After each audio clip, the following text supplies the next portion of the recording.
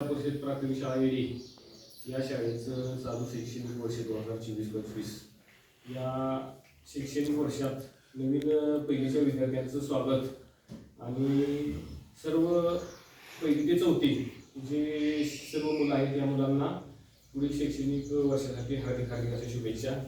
आपल्या शाळेचं मागील 4 वर्षापासून 2-3 वर्षापासून या जशा 2 शिक्षिका आपल्याला इथं मिळाल्या माने मॅडम आता मॅडम दोन्ही अगदी तळमळीनं शाळेविषयी मुलांच्या विषयी अगदी तळमळ अगदी आत्ता जरी झालं उन्हाळ्याच्या सुट्टीत पोरासनी रिलॅक्ससाठी सुट्टी असती पण त्या सुट्टीच्या कालावधीत सुद्धा मॅडमनी प्रत्येक रोजच्या रोज तारखेवाईज प्रत्येक एक दिवस सुद्धा न खडवता दोघींनी सुद्धा व्हॉट्सअपवर अभ्यास पाठवला आणि तो अभ्यास मुलांच्याकडे करून घेतला.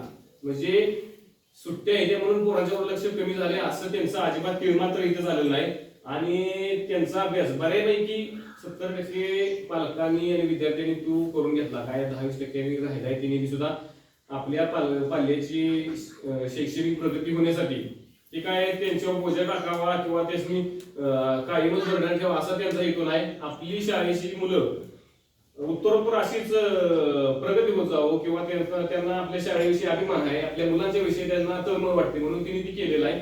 तोही उपक्रम त्यांचा चांगलाच होता.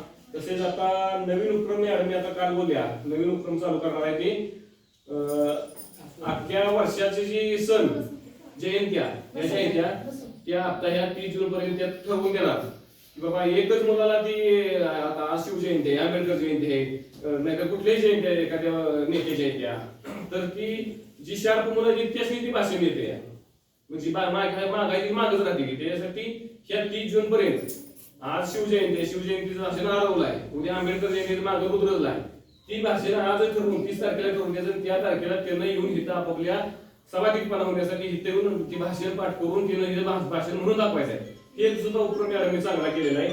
तसेच शाळेचे आपले बघायला गेलं तर तालुकास्तरीय जिल्हास्तरीय अगदी खेळात असेल तर आपण जिल्ह्यापासून जातोय थोडंफार आपल्याकडून बी जरा पालकांच्याकडून जरा दिलं आपण कमी पडतोय. शाळेसाठी ग्राउंड नव्हतं ते आता इथे आपली शाळा पडते त्याच्यानंतर ग्राउंड आपण करू. तसेच मुलांची बौद्धिक क्षमता चांगली आहे पण शारीरिक क्षमता आपल्या शाळेतल्या मुलांची लेस कमी आहे. बाकीच्या शाळेच्यातली मुलं बघितली आता शिवाजीनगरची आम्ही खेळासाठी घेऊन डॉक्टर आम्ही जात होतो त्या आपल्या शाळेतली पहिलीची मुलं आपल्या चौथीतल्या मुलांनी त्यामुळे ती आपली पोरं तिथे खेळात मागं पडते. टॅलेंट आहे त्यांचं पण ती शारीरिक क्षमता त्यांची कमी पडते. त्यासाठी घरातनं सुद्धा अगदी आपलं मुलं सशक्त कसं राहील निरोगी कसं राहील ही जबाबदारी प्रत्येकाने घेऊन चॉकलेट गोळ्या आणि कॅडबरी हे देण्यापेक्षा पौष्टिक काहीतरी त्याची देऊया. शाळेत सुद्धा मॅडम काल बोलल्या आता याच्यात बरोबर काहीतरी म्हणजे आहाराबरोबर आपण पालकवर्ग आहे पालकांनी जरी सुद्धा समजा एक महिन्यातून एक समजा आता 30-32 मुलं आहेत 30-32 मुलांच्यातले प्रत्येक पालकानं जर समजा ह्या महिन्यात मी एखादी पौष्टिक वस्तू घेतो केळ असेल खजूर असेल किंवा चिक्की शेंगदाणा चिक्की असेल राजेंद्र लाडू असेल आपण वाढदिवसाला करतोच त्याही पेक्षा आणखीन एखादं काही पौष्टिक पदार्थ त्यांना देता येईल का ते जेणेकरून त्यांच्या आहारात आणखीन बदल होईल आणि मुलं शारीरिकदृष्ट्या यशस्वी सुद्धा होतील. आपण थोडं केलं तर ती याचं काहीच अवघड नाही.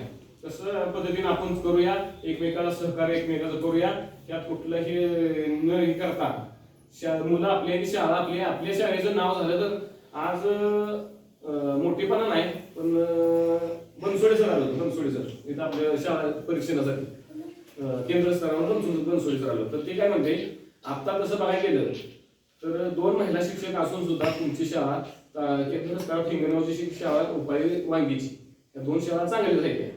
त्याच्या मागोमाग तुमची शाळा आता या केंद्रात 3 नंबरला आहे. म्हणजे आपल्या शाळेचा गुणगौरव व्हायला लागलाय. त्या दृष्टीनं आपली मुलं आपण इथे शाळेत घालूया एकमेकाला शंका काय असतील ती मांडूया त्या शंका मॅडमकडे आणि आपण ग्रामस्थांकडे पूर्ण करू. ग्रामपंचायत व सर्व ग्रामस्थ ह्याच्यात कुठली आडफाटा न सगळ्यांनी सहकार्य करू शाळा आपली कशी नाव लोकप्रिय जाईल एवढं बघूया. एवढं बोलून थांबतो. जय हिंद.